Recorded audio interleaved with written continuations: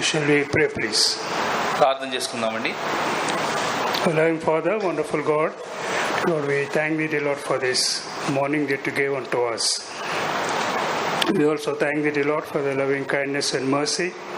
Dear Lord, we ask thee, dear Lord, to take over me and also, dear Lord, this occasion into the hands, dear Lord. I ask thee, dear Lord, to cover me so that it is not I, dear Lord, but you speak unto thy children, dear Lord. I pray and ask this in the name of our Lord Jesus Christ. ఆమేన్.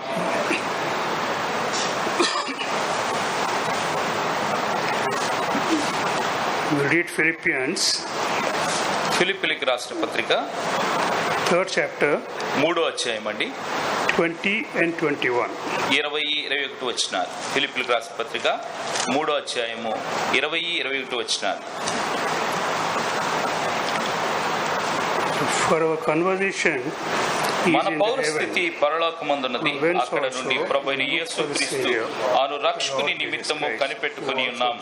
సమస్తమును తనకు లోపరిచుకొన జాలిన శక్తిని బట్టి ఆయన మన దీన శరీరమును తన మహిమగల శరీరమునకు సమరూపము గల దానిగా మార్చును. subdue all things unto himself. Also we'll read 1 John, 3rd chapter. అంతేకాకుండా 1 యోహాను 3వ అధ్యాయం కూడా చదువుకుంటాం. We'll read the 3rd and 4th verses.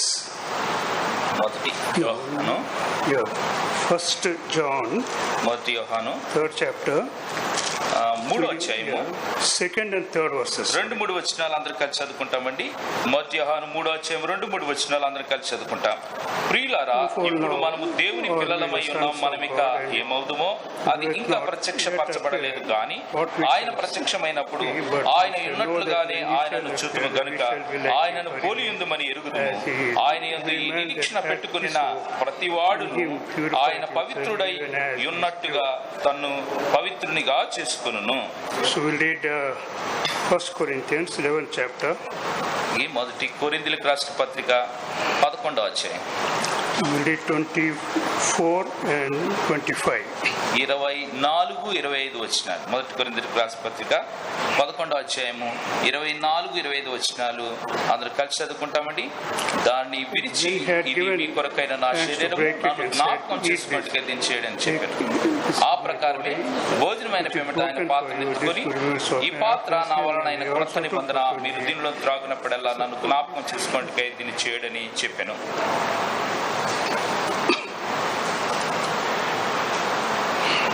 This is the table time.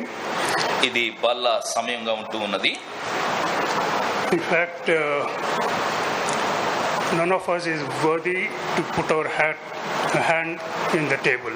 వాస్తవానికి చెప్పాలి అంటే ఆ ప్రభు బలలో చెయ్యి వేయటానికి మనలో ఎవరం కూడా అర్హులము కాదు. We all committed sin. మనందరం పాపం చేసిన వారిగా ఉన్నాం. From Adam onwards, that man has been committing sin. ఆదాము మొదలుకొని మనుషుడు పాపంలోను జీవిస్తూ వచ్చాడు, పాపం చేస్తూ వచ్చాడు. Because of Adam, enmity has come between, man and God. ఆదామును బట్టి దేవునికి మనుషునికి మధ్య వైరము లేదా శత్రుత్వం అనేది ఏర్పడుతూ వచ్చింది. And God, from the beginning, He has been planning the salvation and redemption of man.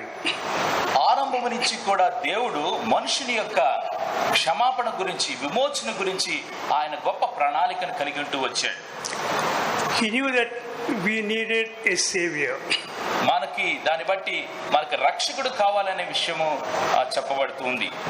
If you see the Bible from the beginning, even Noah, the Lord has asked Noah to build an ark. చూడండి, ఆరంభం నుంచి కూడా చూస్తే దేవుడు నోహ దినాల్లో చూస్తే నోవాహును ఓడ నిర్మించమని దేవుడు చెప్తూ వచ్చాడు. Lord had no place for sin in this world.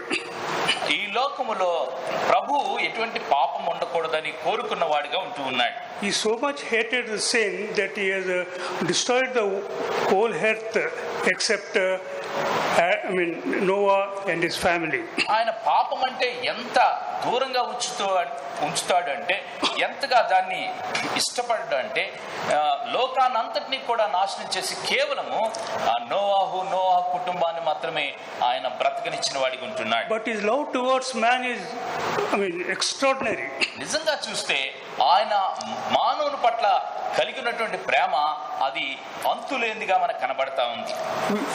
When his prime angel, Lucifer, has committed a sin, ఎప్పుడైతే ఆ యొక్క ప్రధాన దూత అయినటువంటి లూసిఫరు పాపం చేస్తూ వచ్చిందో, he threw Lucifer from heaven onto the earth. He threw Lucifer. పరలోకం నుంచి ఆ లూసిఫర్ ప్రధాన దూతను ఆయన కిందకి పడవేస్తూ వచ్చాడు.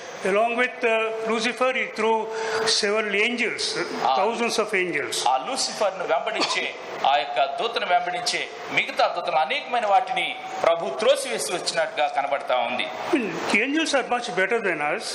నిజంగా చెప్పాలంటే దేవదూతలు మనకంటే శ్రేష్టమైనవిగా ఉంటూ ఉన్నాయి. But Lord has not forgiven their sin. నిజానికి చూస్తే వారు చేసినటువంటి దేవదూతలు చేసినటువంటి పాపాన్ని ప్రభు క్షమించలేదు దేవుడు. But God's love is so much towards us that though Adam has committed a sin, the Lord did not destroy him. దేవుడు మానవుని అయితే ఎంత ప్రేమను కలిగి ఉన్నాడంటే ఆదాము పాపం చేసినప్పటికీ కూడా ఆదాముని నాశనం చేయలేదు, కానీ ఒక ప్రత్యేకమైనటువంటి ప్రణాళిక కలిగి ఉంటూ వచ్చాడు. He did punish him. ఏమాత్రం కూడా ఆయనకి శిక్ష విధించాడు. God never spares sin. దేవుడు ఏమాత్రం కూడా పాపాన్ని సహించలేదు. If you and me commit sin, the Lord will not keep quiet. నీవు నేను గనక పాపం చేస్తే దేవుడు చూస్తూ ఊరుకోడు. He has given us laws. ఆయన ధర్మశాస్త్రాన్ని మనకిచ్చాడు. According to the law, the Lord will punish us. ధర్మశాస్త్రానుసారంగా, దేవుని వాక్యానుసారంగా ఆయన మనం శిక్షించేవాడిగా ఉంటాడు. Not only in this world, even after our death, we are going to face that punishment. Not only in this world, even after death, we will be facing the punishment. ఈ శిక్ష దేవుడైతే ఏదైతే ఇవ్వబోతూ ఉంటాడో దాన్ని ఈ భూలోకం మీదే కాదు, కానీ ఈ భూలోకాన్ని విడిచిన తర్వాత కూడా మనం ఆ శిక్షను అనుభవించాల్సిందే. It is eternal. అది నిత్యత్వం ఉండే శిక్షగా ఉంటూ ఉన్నది. So if you see that because Adam has committed, every man has to undergo punishment. అంటే ఆదాము పాపం చేశాడు కాబట్టి మానవుడైన ప్రతివాడు కూడా ఆ పాపం వెంబడి వెళ్ళవలసిన వాడే. In fact, no one can ever enter into heaven. నిజానికి చూస్తే ఏ ఒక్కరు కూడా పాపం కలిగిన వారయ్యుండి పరలోకంలో ప్రవేశించడానికి ఏమాత్రం అర్హత లేదు. Because of the love of God, కేవలము దేవుని ప్రేమను బట్టి the Lord sent his only begotten Son onto the earth.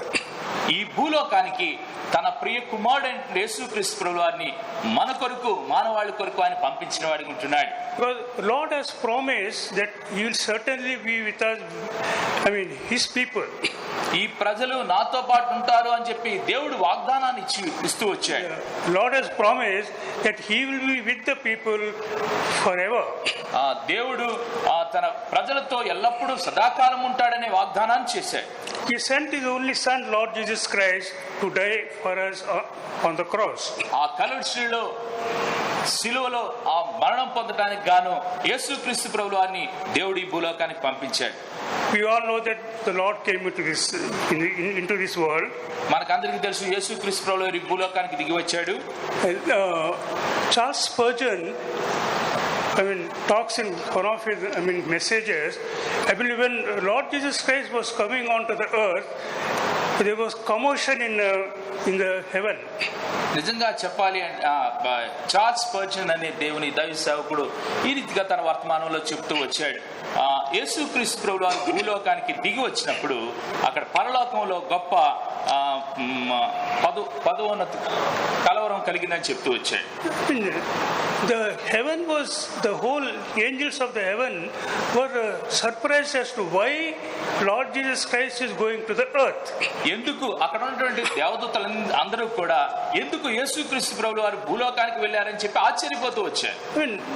What good is there in the earth? what good is there in the earth? నిజానికి చూస్తే లోకంలో భూమి మీద ఎటువంటి మంచి లేదు, There is no good at all. ఎటువంటి మంచి కూడా ఉండదు. Every man is full of sin. ప్రతి మనుషుడు కూడా పాపంతో నింపబడ్డాడు. They're full of rebellion. ప్రతి మానవుడు కూడా తిరుగుబాటు చేసే వ్యక్తిగా ఉంటూ They ఉన్నాడు. knew that the man may even kill his God's own son if he comes onto the earth. దేవుడు తన సొంత కుమారుని పంపించినప్పటికీ కూడా తన సొంత కుమారుడు కూడా మనుషులు శిక్ష విధించిన వారిగా మరణానికి గురి చేసిన వారిగా ఉన్నారు. Angels knew the character of man. ఆ యొక్క దేవదూతలు మనుషుని యొక్క గుణాలను ఎరిగిన వారిగా ఉంటున్నారు. But they did not know why he was coming onto the earth. వారికి తెలియదు ఎందుకు యేసు ప్రభు ఈ భూలోకానికి దిగి వస్తున్నాడని. They know that incident, know that angels have been thrown down onto the earth. వారికి తెలుసు అంతకు మునుపు దేవదూతలు పాపం చేసి ఇక్కడికి భూలోకం మీదకు త్రోయబడ్డారన్న విషయము. In what way is man, superior to the angels? In what way is man superior to the angels? ఏ రకంగా చూస్తే ఈ దేవదూతల కంటే మనుషుడు అధికంగా ఉంటూ ఉన్నాడు. Man deserves punishment. నిజంగా చూస్తే మనుషుడు శిక్షకు పాత్రుడిగా ఉంటూ ఉన్నాడు. But God is coming onto the earth. Himself is coming onto the earth. దేవుడే తాను సొంతగా భూమి మీదకి దిగి వచ్చిన వాడిగా ఉంటున్నాడు. That is the first advent that Lord has come onto the earth. దేవుడు చేసినది భూమి మీదకి రావటం అనేది గొప్ప ఆశ్చర్యకరమైన విషయంగా ఉంటుంది. That is the first. Okay, yeah. మొట్టమొదటిసారి ఆయన భూమి మీదకు దేవుడు వచ్చినటువంటి సంఘటనగా ఉంటున్నది. But he's going to come the second time. ఆయన తిరిగి రెండోసారి రాబోతూ ఉన్నాడు. Because we all know the Lord came and that he died on the cross for our sake. మనందరికీ తెలుసు యేసుక్రీస్తు ప్రభువు వారు ఈ భూలోకానికి వచ్చారు, ప్రభువు వారు ఆ కలుషులో ఆయన మరణించాడు అనే విషయం మనకందరికీ తెలిసిందే. If you're observing the table, it is because of the sacrifice of Lord Jesus Christ on the cross. మనం ఒక బలలో చూసినప్పుడు ఆ కలుషులో ఆయన చేసినటువంటి త్యాగాన్ని మనం గమనిస్తూ రావచ్చు. He has come and he has died on the cross for our sake. ఆయన ఈ భూలోకానికి దిగి వచ్చి మన పక్షంగా మన కొరకు ఆయన కలుషులో మరణించిన వాడిగా ఉన్నాడు. But even then the man did not change. అప్పటికీ కూడా మనుషుడు మార్పు చెందని వ్యక్తిగానే కనబడుతూ ఉన్నాడు. If you say man, don't think about others. మనుషులు చూసినప్పుడు వేరే వారి గురించి ఆలోచించొద్దు, కానీ always think it is I who did not change. నేను మారలేదు అనే విషయాన్ని మనం గమనించాలి. If you see ourselves, so many sins and so many, so much of rebellion that we got against the Lord. చూడండి, మన జీవితాల్లోకి మనం కనుక చూసుకుంటే చాలా విషయాల్లో దేవునికి వ్యతిరేకంగా మనం తిరుగుబాటు చేసిన వారిగా కనబడుతూ వస్తాం. Everything that we do against the Lord. మనము దేవునికి వ్యతిరేకంగా ఎన్నో చేస్తూ వస్తాం. But the Lord has been showing His mercy and grace towards us. కానీ దేవుడైతే మన పక్షాన తన కనికరాన్ని చూపిస్తూనే వస్తూ ఉన్నాడు. And then His blood is saving us from the condemnation on this earth. ఈ లోకంలో ఆ శిక్షావిధికి వెళ్ళకోకుండా ఆయన రక్తము మనల్ని కాపాడేదిగా ఉంటూ ఉన్నది. What this Philippians 3:20 says. ఇక్కడ ఫిలిప్పీయులకు రాసిన పత్రిక 3వ అధ్యాయము 20వ వచనం ఏం చెప్తుందంటే, మన పౌరస్థితి పరలోకమందున్నది, అక్కడ నుండి ప్రభువైన యేసుక్రీస్తు అను రక్షకుని నిమిత్తము కనిపెట్టుకుని ఉన్నాము. It's we look for Savior, the Lord Jesus Christ. ప్రభువైన యేసుక్రీస్తు అను రక్షకుని కొరకు కనిపెట్టుకుని ఉన్నామనే మాట ఇక్కడ చూస్తూ ఉన్నాం. The Lord is coming again. ప్రభువైన యేసుక్రీస్తు వారు మరి మరలా తిరిగి రాబోతూ ఉన్నాడు. And then we, though we are sinners, the Lord is giving us opportunity to become like Him. మనం పాపులమైనప్పటికీ కూడా ఆయన వలె మార్చబడటానికి ఆయన ఇష్టపడిన వాడిగా ఉంటూ ఉన్నాడు. This same Philippians 3:21 it says. ఫిలిప్పీయులకు రాసిన పత్రిక 5వ అధ్యాయము 3వ అధ్యాయం 21వ వచనంలో ఈ రీతిగా రాయబడుతూ వచ్చింది, సమస్తము change our vile body. చూడండి, మన యొక్క దీన శరీరములను తన మహిమ గల శరీరమునకు సమరూపం గలవానిగా మార్చునని చెప్తా ఉన్నాడు. He wants to change our vile or sinful body and fashion it like unto His glorious body. చూడండి, మన దీన శరీరాల్ని ఆయన తన మహిమ గల శరీరంగా మార్చడానికి ఆయన ఇష్టపడుతూ ఉన్నాడు. When the Lord came into this world, ఎప్పుడైతే దేవుడు ఈ భూలోకానికి వచ్చినప్పుడు He has come and accomplished the job assigned to Him. ఆయనకి ఇవ్వబడినటువంటి పనిని ఆయన ముగించిన వాడిగా ఉంటూ ఉన్నాడు. He had to die for the sins of the world. ఈ లోక పాపముల కొరకు ఆయన మరణించవలసినటువంటి ఆ బాధ్యత నిమిత్తం వచ్చాడు. And then He has made a way for us. తద్వారా మనకు ఒక మార్గాన్ని ఆయన ఏర్పాటు చేస్తూ వచ్చాడు. The way is that we have to repent and go to the Lord and confess our sins. ఆ మార్గం ఏంటంటే మనము మన పాపం నిమిత్తం పశ్చాత్తాపడి క్షమాపణ వేడుకుని ఆయన దగ్గరికి వెళ్ళాలి. Then if you go to the Lord with confession, ఆ పశ్చాత్తాపంతో ప్రభు దగ్గరికి గనక మనం వెళ్ళినప్పుడు the Lord is willing to take us to eternal life. ఆ ప్రభు మనకి నిత్య జీవాన్ని ఇచ్చేవాడిగా ఉంటూ ఉన్నాడు. But the Bible says that though you are, the Lord has come, though you are accepted Jesus as your personal Savior, your body is still wild. చూడండి, దేవుని గ్రంథం ఏం చెప్తూ ఉందంటే యేసుప్రభు మన కోసం వచ్చాడు. ఆయన దగ్గరికి వెళ్ళి పశ్చాత్తాపడి ఆయన రక్తంలో కడగబడినప్పుడు కూడా మన దేహం ఇంకా పాపంతో నింపబడిందని చెప్పబడతా ఉంది. First John 3:2 it says, మొదటి యోహాను 3:2 రెండవ వచనం ఈ రీతిగా చెప్పబడతా ఉంది. ప్రియులారా, ఇప్పుడు మనము దేవుని పిల్లలమై ఉన్నాము, మనం ఇక ఏమవుదుమో అది ఇంకా ప్రత్యక్షపరచబడలేదు గాని ఆయన ప్రత్యక్షమైనప్పుడు ఆయన ఉన్నట్లుగానే ఆయనను చూతుము గనుక ఆయనను పోలియుందుమని ఎరుగుదుము. The Lord has given us a great hope.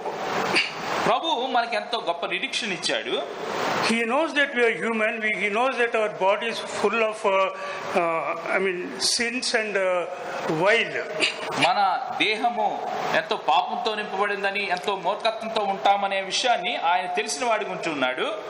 And though we ask forgiveness, though Lord forgives us, that still that the old Adam is still in us.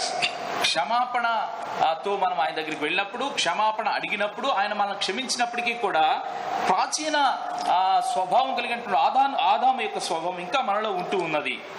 And we are prone to, though we accepted the Lord, still we are prone to sin. చూడండి, మనము యేసుక్రీస్తు ప్రభువు వారిని సొంత రక్షణగా అంగీకరించబడినప్పటికీ కూడా పాపం చేత ప్రేరేపించబడిన వారిగా ఉంటూ ఉన్నాం. We are still, our bodies are still in humiliation. మనది శరీరము ఇంకను దీన శరీరంగానే ఉంటూ ఉన్నది. We are subject to sickness. మనము రోగానికి గురవలసినటువంటి దేహాన్ని కలిగి ఉంటూ ఉన్నాము. We are also subject to want, need. అవసరత అక్కర కలిగినటువంటి దేహంగా మనం అటువంటి దేహాలను కలిగి ఉంటూ ఉన్నాం. We are exposed to all the dangers. అంతేకాకుండా మన దేహము మనం ఈ భూలోకంలో ఉన్నంత కాలం అనేకమైన ప్రమాదాలకు గురవటానికి అందుబాటులో ఉంటూ ఉన్నాం. Death is always there in front of us. మరణం అనేది ఎప్పుడు కూడా మన ముందు ఉంచబడుతూ ఉన్నది. But the Lord has given us a great hope. కానీ ప్రభు మనకి ఎంతో గొప్ప నిరీక్షణ ఇస్తూ వచ్చాడు. That hope in First John 3:3 it says, and every man that hath this hope in him purifieth himself even as he is pure. ఆ నిరీక్షణ గురించి మొదటి యోహాను 3:3 ఈ రీతిగా రాయబడుతూ వచ్చింది. ఆయన యందు ఈ నిరీక్షణ పెట్టుకుని నా ప్రతి వాడును ఆయన పవిత్రుడై ఉన్నట్టుగా తన్ను పవిత్రునిగా చేసుకొనును. The sin which is of the Adam in us, పాపం అనే ఆదాము స్వభావం మనం కలిగి ఉన్నాము. That cannot be purified. అది ఏమాత్రం కూడా పవిత్రపరచబడదు. Only if we have hope in the Lord Jesus Christ, that will purify us. ఏదైతే మనకి ప్రభువైన యేసుక్రీస్తు ప్రభువు వారి మీద నిరీక్షణ కలిగి ఉన్నామో అదే మనల్ని పవిత్రులుగా చేయగలుగుతుంది. Second coming of the Lord assures us that when he comes that we are going to change into his likeness. చూడండి, రెండవ రాకడ యేసుక్రీస్తు ప్రభువు వారిని గురించినటువంటి ఆ రాకడలో ఉన్న నిరీక్షణ ఏంటంటే మనము ఆయన వచ్చినప్పుడు ఆయన వలె మార్చబడతామనే నిరీక్షణ. How can we change into his likeness? ఆయన వలె మనం ఎలా మార్చబడగలుగుతామండి? If you wait for him that when he comes, we are automatically going to change into his likeness because of the hope we have in that change. ఆ మార్పులో కలిగినటువంటి నిరీక్షణ బట్టి ఆయన కొరకు ఎదురు చూసినప్పుడు, ఆయన తిరిగి వచ్చినప్పుడు ఆయన దేహం వలె మనం మార్చబడుతూ వస్తాం. In order for us to change into his likeness, ఆయన స్వారూప్యంలోనికి మార్చబడే విషయంలో we need to remember what Lord has done for us on the cross. ఆ కలువరిలో మన పక్షంగా దేవుడు ఏం చేశాడనే విషయాన్ని మనం గమనించుకుంటూ రావాలి. It is why Lord has given us this table. ప్రభువే ఈ బలను మన కోసం ఇచ్చి ఉన్నాడు. He says you remember. The Lord is asking us to remember. ప్రభు చెప్తూ ఉన్నాడు మనతో పాటు, ఆయన జ్ఞాపకం చేసుకోమని చెప్తూ ఉన్నాడు. Remember that I died for you on the cross. ఆ కలువరిలో మీకోసం మరణించినను జ్ఞాపకం చేసుకోమని చెప్తూ ఉన్నాడు. Remember that I shed my blood for you on the cross. ఆ కలువరిలో మీకోసం నా రక్తాన్ని చిందించాను, ఆ విషయాన్ని జ్ఞాపకం చేసుకోమని చెప్తూ. That is the only thing which will give us assurance of hope to go to eternal life. అదే మనకి కేవలము ఆ దేవుని దగ్గరికి వెళ్తామనే నిరీక్షణ మనకి ఇచ్చేదిగా ఉంది. Whenever we pray, especially in the worship, we say, "Thank you, Lord, for giving us hope that someday we will be with Thee." నీతో పాటు ఒకానొక దినాన ఉంటాను అనే విషయాన్ని మనం ఆరాధనలో మనం చెప్తూ వస్తాం. That is the hope the Lord has given us. అటువంటి నిరీక్షణ ప్రభు మనకి ఇచ్చిన వాడిగా ఉంటున్నాడు. That hope will give us the assurance of our change into His likeness when the Lord comes again. ఆ నిరీక్షణ ప్రభు తిరిగి వచ్చినప్పుడు ఆయన వలె మార్చబడతామనే ఆ నిరీక్షణ ద్వారా మనము అటువంటి మార్పును కలిగి ఉంటామనే విషయాన్ని గుర్తెరిగినాం. It will happen in a twinkle of an eye. నిజానికి చెప్పాలంటే అది కేవలం రెప్పపాటులో జరిగే మార్పుగా ఉంటూ ఉన్నది. That we are going to change into the likeness of Lord Jesus Christ. యేసు క్రీస్తు ప్రభువు వారి యొక్క ఆ స్వరూపంలోనికి మార్చబడే విధానం. Not just looks and all that. ఏదో యేసు ప్రభు ఇలా ఉంటాడు అలాగా మన రూపం మారుతుంది అన్నట్టు కాదు, కానీ we are going to possess the glory of Lord Jesus Christ in us. యేసు క్రీస్తు ప్రభువు వారి యొక్క ఆ మహిమను మనలో మనం సొంతం చేసుకుంటాం. That is what the word tells us. It is what the word tells us. అదే దేవుని వాక్యం చెప్తా ఉన్నది. That is the hope the Lord is looking in us. అటువంటి నిరీక్షణ మన జీవితాల్లో ఆయన చూస్తూ ఉన్నాడు. If we have that hope, we can boldly participate in the table. అటువంటి నిరీక్షణ కనుక మనం కలిగి ఉన్న వారం అయితే ఆ యొక్క బలలో మనము పాలు పొందడానికి అర్హులం. May the Lord bless the word. దేవుడు ఈ వాక్యాన్ని దీవించును గాక.